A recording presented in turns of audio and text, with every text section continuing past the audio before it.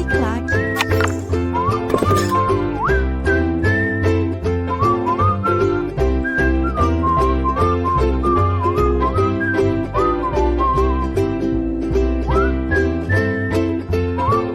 De volta com você que se liga no LAC Concursos, eu sou o professor Edenilson Moraes e vou dar prosseguimento ao nosso projeto pedagógico. Hoje, a gente continuando o nosso estudo de História de Pernambuco, desta vez tratando do seguinte assunto: cotidiano e formas de resistência escrava. Vamos apresentar na aula de hoje como era o cotidiano dos africanos escravizados, quais eram as principais atividades econômicas em que eles estavam empregados, como era a relação dos escravizados com os senhores, como que era a relação entre os próprios escravizados, as relações de sociabilidade, quais eram as práticas religiosas que eles possuíam e, principalmente, vamos entender quais eram as principais estratégias de resistência contra o trabalho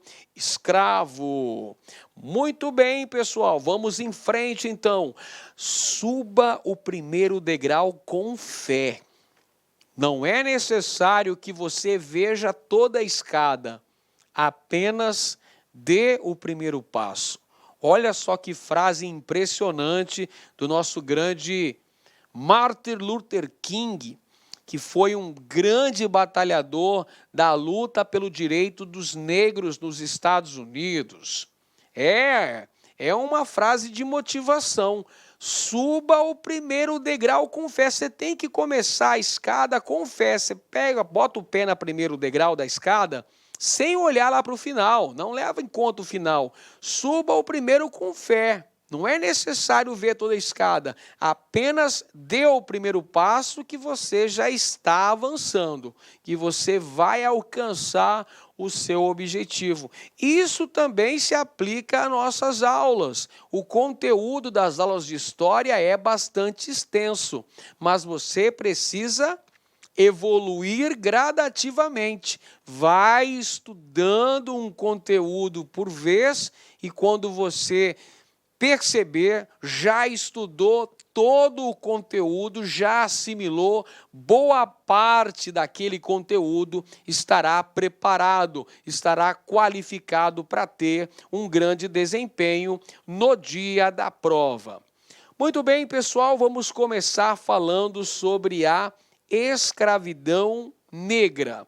É preciso ressaltar que o trabalho escravo de origem africana foi a mão de obra predominante. Como eu costumo sempre dizer, foi a mão de obra por excelência utilizada no Brasil durante os períodos colonial e imperial. Ao longo de mais de 300 anos, tivemos a utilização massiva do trabalho escravo. Portanto, foi mão de obra predominante no Brasil e foi utilizada nas mais diferentes atividades econômicas. Existiam escravos no cultivo de cana-de-açúcar, no cultivo de algodão, no cultivo de tabaco. Existia também mão de obra escrava em menor escala na criação de gado, a pecuária. Existia mão de obra escrava em grande quantidade nos árduos trabalhos da mineração. Existia também a mão de obra escrava em vários outros serviços, como construção de pontes, de estradas, de fortes, fortificações militares às fortalezas, construção de palácios de governos, edificação de ruas, enfim. O trabalho escravo permeou as principais atividades no Brasil.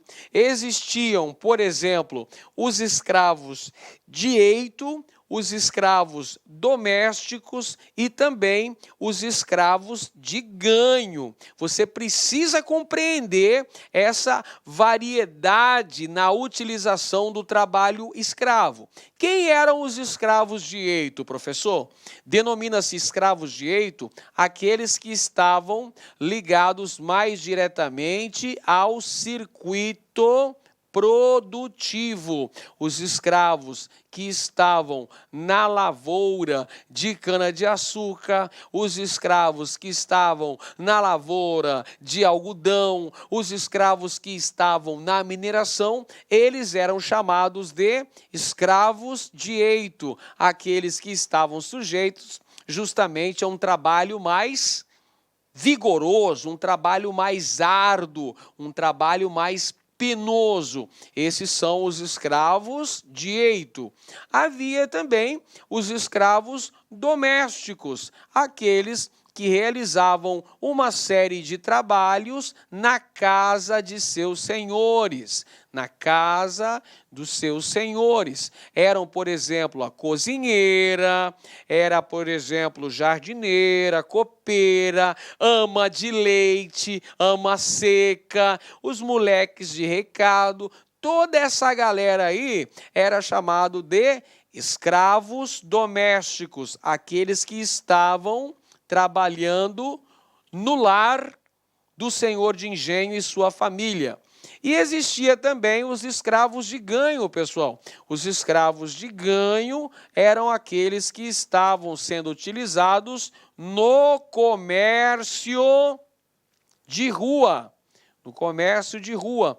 Nas ruas das vilas e cidades coloniais e imperiais brasileiros, existia os chamados escravos de ganho, que eram aqueles que muitas vezes eram alugados por seus proprietários para desempenharem outras funções. Eles poderiam vender quitutes, vender doces, vender pequenos animais, como porcos e galinhas. Eles poderiam também ser utilizados em mais variadas formas de trabalho, buscar água na bica, não é? Então, esses eram os escravos de ganho, escravos urbanos, pessoal. Escravos de ganho faziam o comércio nas ruas das vilas e cidades brasileiras. Mas é importante mencionar também que essa ordem escravista era bastante excludente. É evidente que se você for comparar aqui o escravo de eito, o escravo doméstico e o escravo de ganho, era melhor ser ou escravo doméstico ou escravo de ganho. Só que mesmo assim estava sujeito à exclusão social, à marginalização, ao racismo, que era próprio de uma sociedade de cunho escravista excludente. Beleza? Ok, pessoal? Ordem escravista e excludente é uma característica da escravidão negra no Brasil e sujeitos a humilhações e maltratos, como a gente já falou. Existia o tronco, onde o escravo era castigado, ele poderia ser marcado a ferro se fosse um escravo fugitivo recapturado, ele poderia ser mutilado, enfim, sofria maus tratos, sofria humilhações dentro dessa ordem escravista. E tinha péssimas condições de vida. Péssimas condições de vida por conta da parca alimentação, por conta também de habitar a senzala. O local de recolhimento dos escravos era a senzala. Então, péssimas condições de vida. Existia até aquela frase atribuída ao padre Antonio, o padre João Antonio, padre Andreoli, o Antonio, que dizia o seguinte: o senhor de engenho não deve deixar faltar para o seu negro 3 P's. 3 P's são fundamentais para que o senhor de engenho trate o seu negro escravo. 3 P's, PPP, ou seja, pão para ele se alimentar, pano para ele se vestir e pau, castigo em cima do escravo. Isso é o que falou um padre jesuíta, hein, pessoal? Dando conselho ao senhor de engenho, para não deixar faltar 3P para o escravo. Pão para ele se alimentar, pano para se vestir e pau no lombo dele. Castigos físicos para que o escravo permanecesse obediente ao senhor de engenho, ao seu proprietário. Bom, além da escravidão rural, existiu também a escravidão urbana, pessoal. Com a edificação das primeiras vilas e cidades brasileiras, surgiram também trabalhos urbanos. E muitos desses trabalhos urbanos eram exercidos pelos africanos escravizados, mostrando aí uma convivência mais flexível e menos violenta. Igual a gente mencionou agora há pouco aí, ó, os escravos de ganho eram aqueles que tinham uma vida assim mais libertária, vamos dizer assim. Eles continuavam sendo escravos, mas eles poderiam circular pela cidade, entrar em contato com outros irmãos de condição, outros escravos. Por muitas vezes eles se reuniam para jogar capoeira, para dançar o batuque, o lundu, para namorar e até mesmo para brigar. Então, o trabalho urbano possibilitava uma convivência mais flexível e menos violenta, porque não tinha a vigilância severa do feitor, o feitor de fazenda que ficava ali, olha, no vigiar e punir, naquele princípio bem Foucaultiano de vigiar e punir o escravo que cometesse algum tipo de erro, né? Algum tipo de problema poderia ser punido, levado ao tronco e receber chibatadas, ser açoitado pelo bacalhau, aquele chicote de 5 pontas.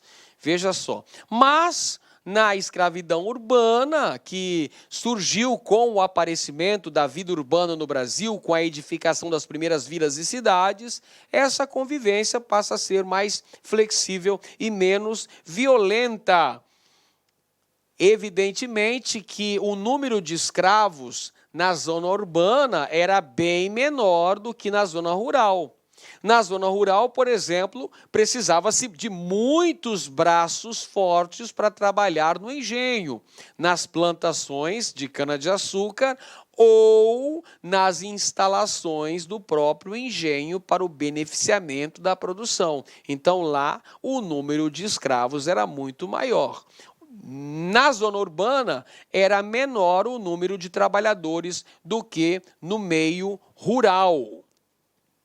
E tem também uma importância estratégica a utilização desses negros, pessoal, porque eles atuavam em vários serviços. Eles poderiam atuar na construção de estradas, na construção de pontes, na construção de palácios e demais edificações públicas, e até mesmo eles poderiam atuar no pequeno comércio como negros de ganho, havendo então maiores relações de sociabilidade entre esses elementos, entre esses indivíduos escravizados.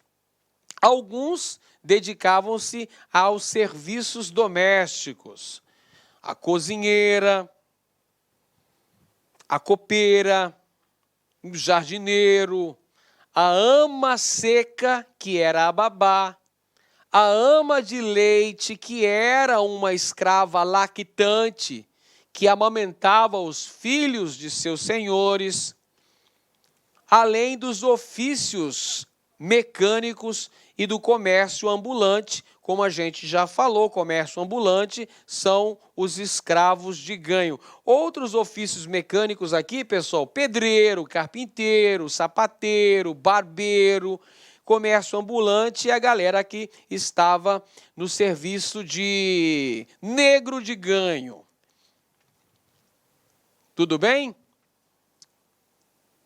Ok, pessoal. Entre as mulheres escravizadas estavam as costureiras, as engomadeiras, as lavadeiras, as cozinheiras, né, que faziam aqueles deliciosos quitutes, a doceira, a rendeira, as amas de leite. Olha o exemplo aqui, a ama de leite amamentando o filho de Nhonhô. Olha aqui, pessoal, muitas vezes eram as escravas lactantes que amamentavam os filhos de seus senhores, porque muitas vezes a mulher branca rica não queria amamentar seus filhos, porque temia os efeitos da gravidade, se é que você me entende. Então ia lá e exigia que a escrava lactante desse de mamar o seu filho. Essa é a ama de leite. Existiam então as amas secas, as amas de leite, as quitandeiras e até mesmo, não podia faltar, né? Até mesmo as prostitutas também eram atividades desempenhadas por mulheres escravas, sobretudo em áreas de garimpo, em áreas de mineração. No século XVIII, muitas escravas se prostituíam. E os homens escravizados desempenhavam que funções? Eles poderiam ser cocheiros, né, condutores daquelas carroças, poderiam ser pajens, carregadores de carga, barbeiros, ferreiros, serralheiros, pedreiros, carpinteiros, enfim, uma grande gama de atividades desempenhadas por esses homens escravizados. E em relação às formas de resistência, existiam várias formas de resistência dessa população escravizada. Por exemplo, existia a questão da fuga. Essa fuga poderia ser individual ou coletiva. É uma forma de resistência. Fugas individuais ou coletivas. Assassinatos de senhores e de feitores, outra forma de resistência. Suicídio, uma forma extremada de resistência. Banzo, uma tristeza profunda, uma espécie de depressão que o escravo acabava definhando e morrendo. Aborto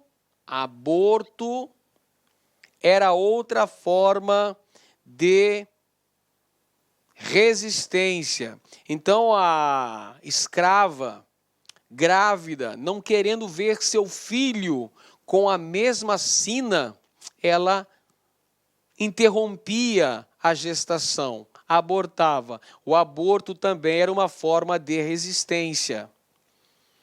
Temos também resistência e negligência no trabalho, ou seja, diminuindo o ritmo do trabalho, pessoal, fazendo o trabalho mais vagarosamente, também era uma forma de resistência, era uma forma de sabotagem. Por falar em sabotagem, nós podemos citar a queima de plantações. A queima de plantações de cana-de-açúcar também era uma atividade de sabotagem no trabalho. Mas a principal forma de resistência ao trabalho escravo eram as fugas direcionadas aos locais mais ermos, locais mais distantes das vilas e das fazendas coloniais, para a formação de agrupamentos de fugitivos, os chamados quilombos. Os quilombos que se proliferaram pelo Brasil. O Brasil tem atualmente cerca de 120 comunidades quilombolas catalogadas. O Brasil inteiro teve quilombos. O mais importante, o mais famoso de todos os quilombos registrados pela história do Brasil foi o Quilombo dos Palmares. Além das insurreições, além das revoltas que os negros também fizeram, a exemplo da revolta dos Malês, que aconteceu no ano de 1835, lá em Salvador, na Bahia. Além disso, pessoal, muitas vezes os negros faziam alianças com indígenas e mestiços. Aliás, podemos até dizer que muitas vezes nos quilombos a população era heterogênea. O senso comum sempre aponta que no engenho só tinha negro. Não é assim, não. Primeiro ponto, no engenho existiam negros fugitivos que eram de várias etnias diferentes, já quebra a ideia de homogeneidade. Além disso, pessoal, não pode esquecer também que nos quilombos tínhamos, além dos negros fugitivos, indígenas, tínhamos também mestiços e, pasmem os senhores, algumas vezes registrou-se também a presença de brancos pobres nos quilombos, mostrando então que a sociedade escravista era bastante excludente, era bastante marginalizadora. E nos quilombos é importante ressaltar que era uma forma de manter a preservação da identidade cultural. Nos quilombos, os quilombolas procuravam representar o modo de vida que eles possuíam da África, mantendo ali os seus costumes, o seu idioma, o seu dialeto, por exemplo, também as suas religiões, as religiões de matriz africana. Então, o quilombo se tornou um importante instrumento de preservação da identidade cultural desses povos africanos. O mais importante quilombo registrado na história do Brasil foi o Quilombo dos Palmares, maior reduto de escravos foragidos em toda a história do Brasil, o principal centro de resistência contra a escravidão colonial,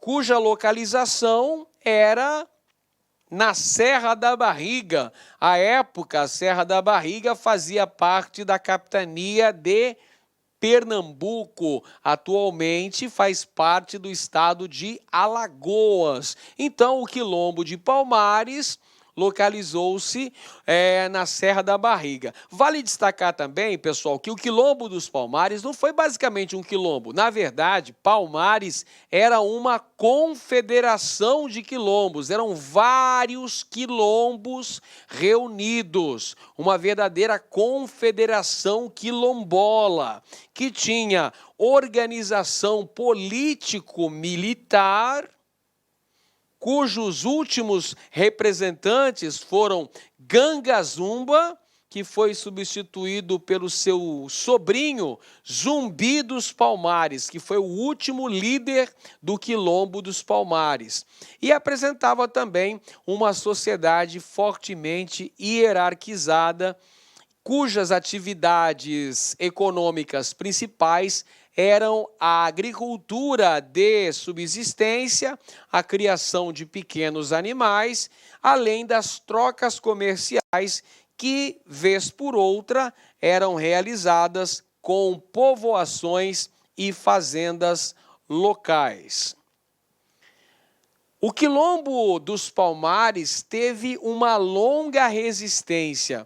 O Quilombo dos Palmares, a Confederação de Palmares, começou a se formar um pouco antes da invasão holandesa ao Brasil. Um pouco antes da invasão holandesa a Pernambuco, em 1630, já existiam redutos de quilombolas ali em Pernambuco. Com a guerra que se prolongou de 1630 a 1637, evidentemente que as fugas de escravizados para esses quilombos aumentou em número exponencial. Então, formou essa confederação. Ela teve uma longa duração. Após a expulsão dos holandeses do Brasil, é que começaram a se realizar expedições militares com fins à destruição do Quilombo dos Palmares. E foi justamente um bandeirante chamado Domingos Jorge Velho que destruiu o Quilombo dos Palmares em 1694 e que assassinou Zumbi no dia 20 de novembro de 1694. É a data que os historiadores atribuem para o assassinato de Zumbi, 20 de novembro de 1694. Não é por acaso que essa data foi escolhida pelo movimento negro como o Dia Nacional da Consciência Negra no Brasil. 20 de novembro, é o dia da morte de Zumbi.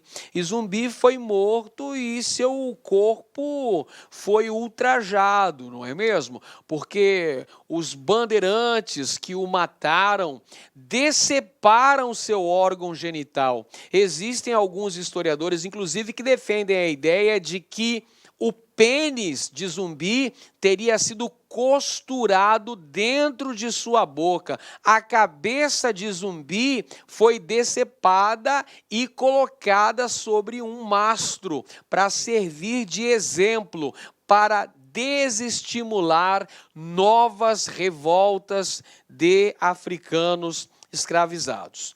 Bom, pessoal, aqui eu trago um mapa para vocês ilustrando onde ficava o Quilombo dos Palmares. O Quilombo dos Palmares ficava na capitania de Pernambuco, hoje estado de Alagoas. Aqui estão as aldeias do Quilombo, pessoal, várias aldeias: Amaro, Serinhaém, Tabocas, Arotirene, Zumbi, Dambrabanga, Aqualtene, Subupira, Porto Calvo, Macaco, Andalaquituti, todas essas aí, Lagoas do Sul, né? Alagoas do Sul, todas essas aqui são aldeias que faziam parte de Palmares. Portanto, o Quilombo dos Palmares era, na verdade, uma confederação de quilombos, que teve uma longa duração, pessoal. No local onde ficava Palmares, hoje nós temos, entre outros, o município de União dos Palmares, no estado de Alagoas. E por falar em quilombos pernambucanos, nós citamos aí Palmares. Ah, mas Palmares é estudado na história de Alagoas também, professor. Sim, porque o local onde ficava esta confederação de quilombos hoje é território alagoano, mas no passado, na época de vigência desse quilombo, era parte da capitania de Pernambuco. Então, olha só, Palmares foi o principal quilombo da história do Brasil, que vigorou durante o contexto do século XVII, na região da Serra da Barriga, onde se desenvolveu a Confederação de Palmares, cujo principal líder foi Zumbi. Zumbi dos Palmares é o último líder, foi o principal reduto da resistência negra contra a escravidão no Brasil. É, sem dúvida alguma, o Quilombo dos Palmares. Aqui na imagem, Zumbi né? Zumbi dos Palmares e sua companheira Dandara. Dandara, companheira de Zumbi. Quase que eu esqueci, mas o nome da companheira de Zumbi, cara, Zumbi e Dandara, tá? Além de Palmares, nós tivemos outros quilombos em Pernambuco. Vou citar um quilombo importante num outro contexto histórico. É o quilombo do Catucá. Este quilombo tem como contexto histórico o século XIX. Você sabe muito bem que a escravidão acabou no Brasil no século XIX. A escravidão oficial que eu estou me referindo, a escravidão negra, foi abolida pela Lei Áurea em 13 de maio de 1888. O quilombo do Catucá, também um importante quilombo, ficava nas proximidades de Recife, capital da província de Pernambuco, e foi um resultado direto da luta dos escravos pela liberdade e é um subproduto do caos político em Pernambuco. Como assim, professor? Vamos explicar. Espera aí que eu vou trocar em miúdos. Catucá, esse quilombo que ficava nas proximidades de Recife, lá no contexto histórico do século XIX, ele é um resultado da luta pela liberdade por parte dos cativos, mas ele também é um subproduto do caos político pernambucano, porque, afinal de contas, durante o século XIX, aconteceram vários eventos históricos importantes, várias insurreições em Pernambuco, 3 em especial. Primeiro, nós tivemos em 1817 a ocorrência da Revolução Pernambucana, um movimento que almejava a independência. Depois nós tivemos em 1824 a ocorrência da Confederação do Equador, que era um movimento republicano e separatista. Posteriormente, nós tivemos também a ocorrência em 1848 da chamada Revolução Praieira, que também era um movimento republicano. Então, esses movimentos insurrecionais, essas revoltas, você sabe muito bem que Pernambuco ficou conhecido como uma província rebelde por conta da ocorrência dessas manifestações políticas. Então, esse caos político dentro do território pernambucano facilitava o quê? Facilitava as fugas de escravos. É por isso que o quilombo do Catucá teve a sua população aumentada. Sempre que ocorriam essas revoltas, os escravos tinham uma oportunidade de ouro para se pirulitar, para cair na braquiária, né, pessoal? Para fugirem para o quilombo do Catucá. E esses quilombolas eram chamados de malungos, ou seja, eles chamavam-se malungos, ou seja, palavra que significa companheiros da viagem da África, numa referência aos escravos que participaram da diáspora africana. Foram 12 milhões de africanos que foram trazidos na condição de escravos para a América. 5 milhões aproximadamente vieram só para o Brasil. É muita gente, pessoal. Então eles eram chamados de malungos, companheiros da viagem da África. E esses quilombolas aí, do Catucá, eles tinham várias estratégias de sobrevivência.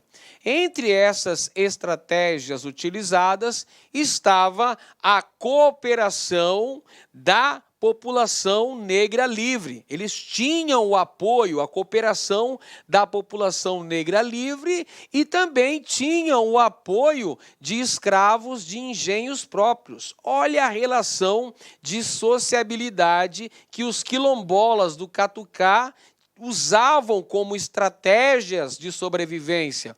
Eles tinham a cooperação da população negra livre, mas também tinham o apoio dos escravos, dos engenhos próximos. Então havia uma solidariedade com os alforriados e também com os escravizados, garantindo dessa maneira a manutenção de uma territorialidade quilombola. Muito bem, pessoal, agora chegou a hora da gente fixar aquilo que nós estudamos até aqui. Está na hora da gente resolver algumas questões de concurso para consolidar ainda mais a nossa aprendizagem histórica. Vamos então conferir essa questão aqui, ó, da banca UPE-NET e a UPE, que caiu para o concurso do Corpo de Bombeiros de Pernambuco para o ano de 2017. Vamos à questão. O quilombo constitui questão relevante desde os primeiros focos de resistência dos africanos ao escravismo colonial. Reaparece no Brasil República com a Frente Negra Brasileira entre as décadas de 1930 e 1940 e retorna à cena política no final dos anos 70 durante o processo de redemocratização do país. Trata-se, portanto, de uma questão persistente, tendo na atualidade importante dimensão na luta dos afrodescendentes. Muito bem, aqui foi um fragmento extraído da obra Os Quilombos no Brasil, Questões Conceituais e Normativas, de autoria da historiadora Ilka Boaventura Leite. Está falando, então, sobre a importância do quilombo, né? A importância dos quilombolas na luta contra a escravidão, contra o racismo, contra o preconceito da sociedade colonial e da sociedade imperial e até mesmo da sociedade atual brasileira. Em relação aos quilombos dos Palmares e do Catucá, assinale a alternativa correta. Alternativa A. A proximidade que o quilombo do Catucá tinha do Recife, localizado entre as freguesias do Recife, Paratibe e Paulista, permitiu aos seus moradores elaborarem uma série de táticas de sobrevivência que perpassavam pela cooperação da população livre e dos escravos dos engenhos próximos. Acabamos de falar sobre isso, sobre as estratégias de sobrevivência utilizadas pelos quilombolas do Catucá. Esses laços de solidariedade, tanto com alforriados quanto com escravos dos engenhos próximos. Essa questão, essa alternativa está correta. Letra A. Alternativa B. Segundo os historiadores, os quilombos dos Palmares e do Catucá não possuíam elementos que os pudessem distinguir, até porque tanto as condições socioculturais que os formaram, como a estrutura da província de Pernambuco, permaneciam as mesmas. Claro que não. Claro que está incorreto, pessoal. A formação do quilombo dos Palmares é no contexto do período colonial, no contexto que antecede as invasões holandesas em Pernambuco. Já a formação do quilombo do Catucá é século XIX, período imperial, a época em que ocorreram revoltas liberais em Pernambuco, o contexto é diferente. Por exemplo, a área onde se desenvolveu o Quilombo dos Palmares, no século XIX, nem mais pertencia a Pernambuco. Era a antiga comarca de Alagoas, que já havia sido emancipada, já era a província de Alagoas. Alternativa C. A escassez de documentos que versem a respeito dos quilombos, de modo geral, torna toda a literatura existente sobre Palmares e Catucá ilações dos historiadores. Não existem, assim, informações precisas e verídicas que possibilitem se conhecer esses locais de resistência escrava. Falso, pessoal, existe uma historiografia muito grande sobre os quilombos no Brasil. E não são apenas historiadores que dedicam-se ao estudo dos quilombos no Brasil. Existem, inclusive, arqueólogos que vão fazer escavações em sítios arqueológicos para procurar vestígios da ocupação desses quilombolas há 200, 300 anos. Beleza? Alternativa D.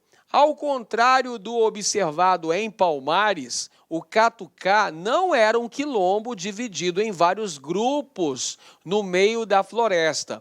Além disso, o único meio de vida dos quilombolas era a agricultura de subsistência, não praticando furto nos engenhos e assaltos nas estradas. Claro que não, pessoal. Existia várias estratégias sendo utilizadas por esses quilombolas. Existia uma agricultura rudimentar, existia a criação de pequenos animais, existia ataques a sítios e fazendas próximas, existia saques nas estradas, assaltos nas estradas, e existia relações de complementaridade com povos indígenas ou com livres pobres. Então, essa alternativa também está incorreta.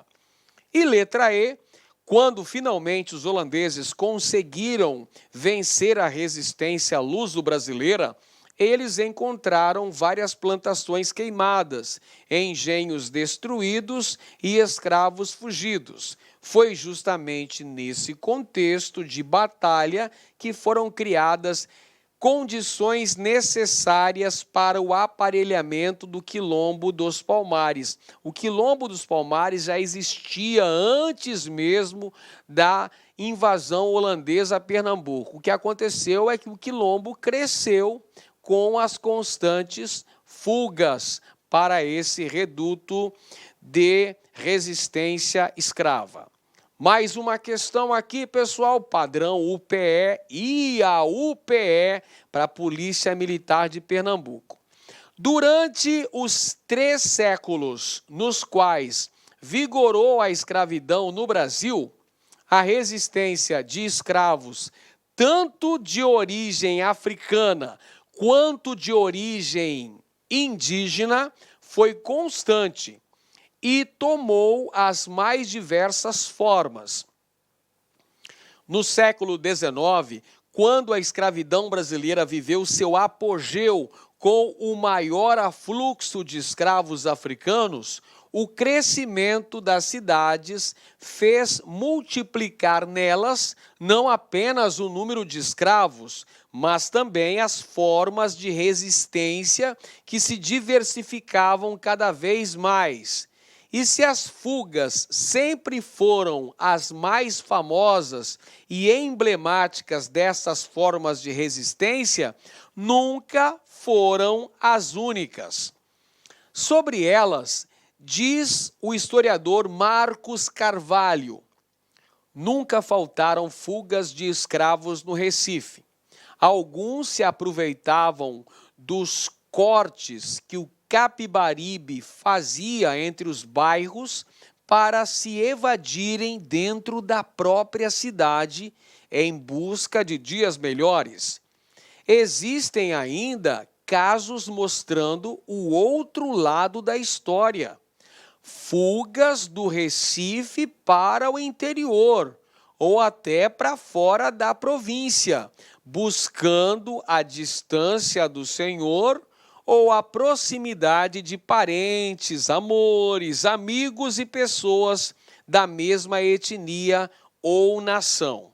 Então, essa citação do professor Marcos Carvalho, no livro Liberdade, Rotinas e Rupturas do Escravismo no Recife, falando sobre aspectos relacionados à resistência escrava negra. Tendo em vista este cenário, assinale a alternativa incorreta. Olha só o comando da questão bem específico. De acordo com esse contexto de resistência negra contra a escravidão, vamos buscar a alternativa incorreta. Primeira alternativa, letra A. Vamos conferir. O quilombo do Catucá, situado nas margens do Recife, na primeira metade do século XIX, caracterizou-se por ser um espaço de resistência contra a escravidão, que cresceu beneficiando-se dos muitos conflitos internos das próprias elites escravistas, principalmente nas chamadas insurreições liberais. Certa afirmação. Nós falamos sobre isso, pessoal, que o fato de Pernambuco ser uma província rebelde, da ocorrência de vários movimentos, a Revolução Pernambucana, a Confederação, do Equador e também a Revolução Praieira, esses movimentos que havia essas disputas políticas favoreciam as constantes fugas dos escravos para o quilombo do Catucá. Verdadeira essa afirmação. Vamos então para a letra B.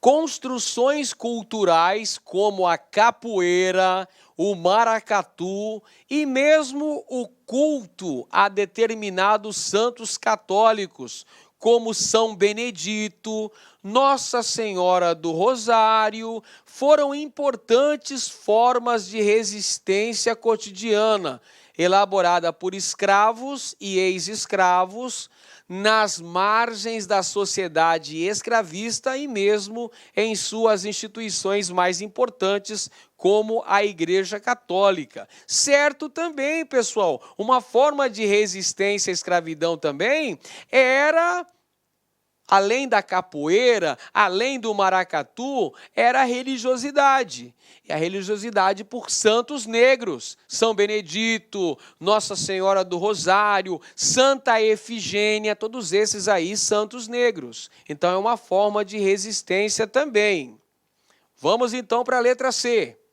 Com o crescimento da escravidão urbana no Recife, do século XIX, começaram a se desenvolver novas formas de fugas, as chamadas fugas de porta adentro, quando um escravo urbano fugia de seu dono, mas permanecia na mesma cidade, agora servindo a um novo senhor, com o qual havia estabelecido um processo de negociação. Olha isso, pessoal. O escravo também era um agente histórico. Cara, o escravo não era um sujeito boçal. Ele também utilizava da inteligência para fazer negociação, para burlar o sistema escravista. Olha esse exemplo que interessante. Chamava-se fugas de porta dentro. O sujeito fugia do seu respectivo dono, às vezes ficava dentro da mesma cidade, se associava a um novo dono, fazia um acordo ali de trabalho e de possivelmente comprar a sua carta de alforria. Olha como era ladino esse indivíduo, né? Olha só como era sabido. É o negro como agente histórico, como sujeito de sua própria história. Está correta também a letra C. Vamos para a letra D. O quilombo do Catucá, situado nas margens do Recife, na primeira metade do século XIX, cresceu associado a esse centro urbano, beneficiado das fugas de escravos do Recife e canaviais da região, antes dominada por seu predecessor, o Quilombo de Palmares. Errado, né, pessoal? Essa está errado. Por quê? Porque o Quilombo do Catucá ficava nas imediações, nas proximidades de Recife. E o Quilombo dos Palmares ficava na Serra da Barriga, que já a essa época, século XIX, já era uma outra província, província de Alagoas. Então, por isso, essa afirmação está incorreta. E como nós estamos procurando a alternativa incorreta, nós assinalamos a alternativa D de dado. Ainda tem a alternativa E, que diz: o trabalho escravo nos canaviais também gerava resistência, fosse na forma de revoltas e assassinatos de feitores, fosse na forma de sabotagens da produção, como, por exemplo, queimar plantações ou diminuir o ritmo do trabalho. Sim, eram formas de resistência. Quando os escravos botavam fogo nas plantações, cara, é uma forma de resistência. Quando ele diminuía o ritmo do trabalho, é uma forma de resistência também. Correto a letra E. A única incorreta, portanto, é a letra A. Mais uma questão aí, pessoal, vamos conferir. Por seu tamanho, duração e significado, o Quilombo dos Palmares foi o caso mais emblemático de resistência escrava no Brasil. O período do auge do crescimento da população do Quilombo e a morte de seu líder, Zumbi dos Palmares, relacionam respectivamente a... Essa aqui tá fácil, hein, pessoal? Qual é o contexto histórico que marca o auge do crescimento do Quilombo dos Palmares? É o período da invasão holandesa em Pernambuco. E qual é a atividade que promoveu a morte do principal líder de Palmares, Zumbi? Foram os bandeirantes. Os bandeirantes liderados por Domingos Jorge Velho. Então vamos lá, alternativas. Alternativa A retomada de Angola pelos portugueses e ao Tratado de Mituim. Nada a ver, não diz respeito a este contexto ilustrado no enunciado da questão.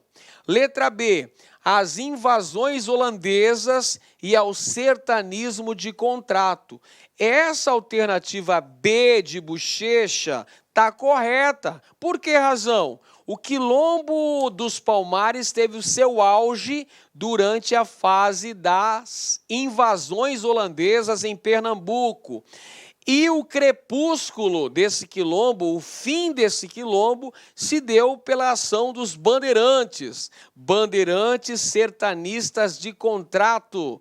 O Domingos Jorge Velho, que foi lá e invadiu a Serra da Barriga, matou Zumbi e decepou sua cabeça. Então tá certa a alternativa B de bola. Temos ainda a letra C, as invasões holandesas, e ao Tratado de Mituim, que está errado, evidentemente, e a letra D, ao aumento das alforrias em Pernambuco e ao sertanismo de contrato, que também está devidamente errado, pessoal. É isso aí, gente. Se você não puder voar, corra. Se você não puder correr, ande. Se você não puder andar, rasteje. Mas continue em frente, de qualquer jeito. É uma frase que nos deixa aqui o nosso grande Martin Luther King, já que a gente falou numa aula sobre direito dos negros, nada melhor do que encerrar com uma frase emblemática do grande Luther King, que lutou pelos direitos dos negros lá nos Estados Unidos durante a década de 60 e foi assassinado. Há exatamente 50 anos. Foi assassinado Martin Luther King. Se não puder voar, corra. Se não puder correr, ande. Se não puder andar, rasteje. Mas continue em frente de qualquer jeito. Vamos em frente, que atrás vem gente e uma porção de concorrentes. Um grande abraço a todos e até a próxima. Clique lá